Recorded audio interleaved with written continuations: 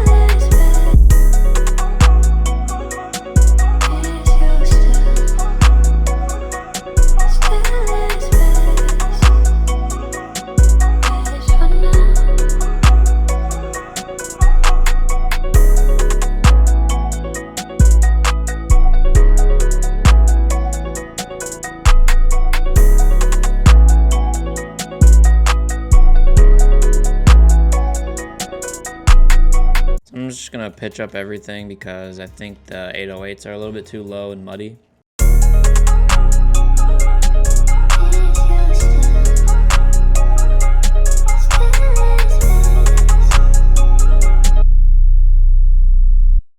All right, so I think that's pretty much it for these drums. Now what I'm gonna do is route everything to my mixer. So I already have my loop on the first slot.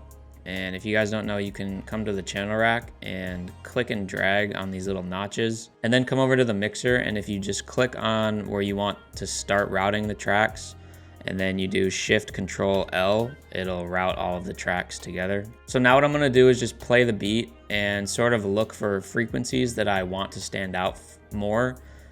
Typically, I usually have the 808s hitting above 0 so they can clip a little bit.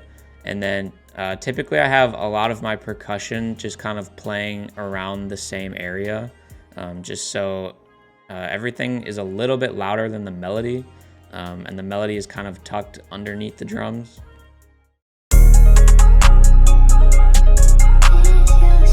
So I can see the melody is a little bit too low, so I'm going to turn that up a little bit.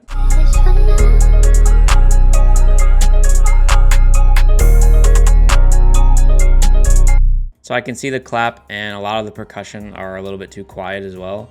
So I usually turn everything up to kind of reach this first line here.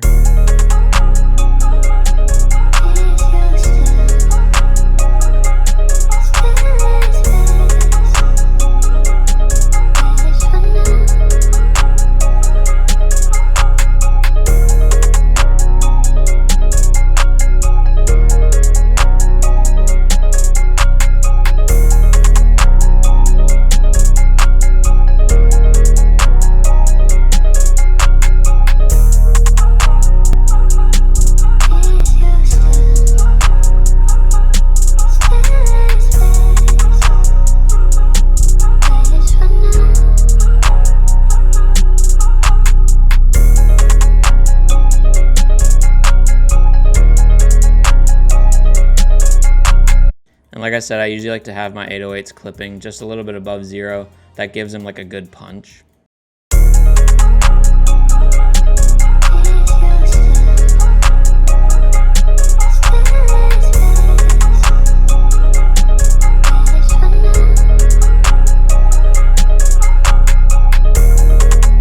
So I got the clap hitting around like 6 dB.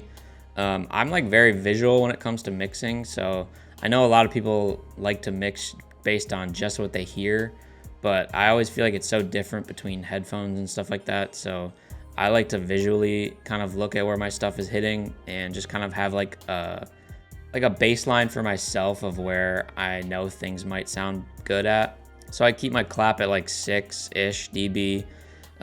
Hi-hats get a little bit lower than that, and then I usually pick and choose like what sort of percussion I want to stand out more. So I might have, for instance, like this snare, I want it to be a little bit louder than like this perk, so I want it to stand out more, so I'm going to turn it up in volume.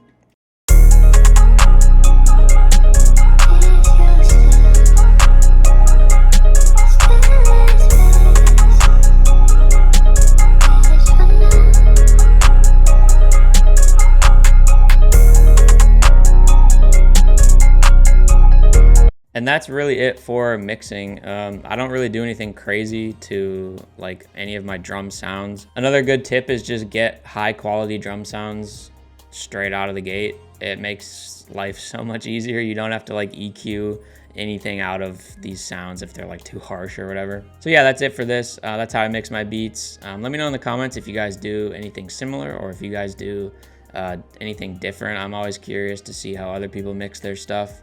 But yeah. Make sure to like, comment, subscribe, all that stuff. Follow me on Instagram. We're almost at 3K. I'm trying to drop this 3K drum kit ASAP. So if you guys can go follow me over there, I'd appreciate that. Also join my Discord. I started doing like kind of weekly beat battle competitions, and I give away a lot of my kits as prizes for first through third place and stuff like that. So definitely join that if you haven't. And that's it for me. I will see you guys next time. Peace.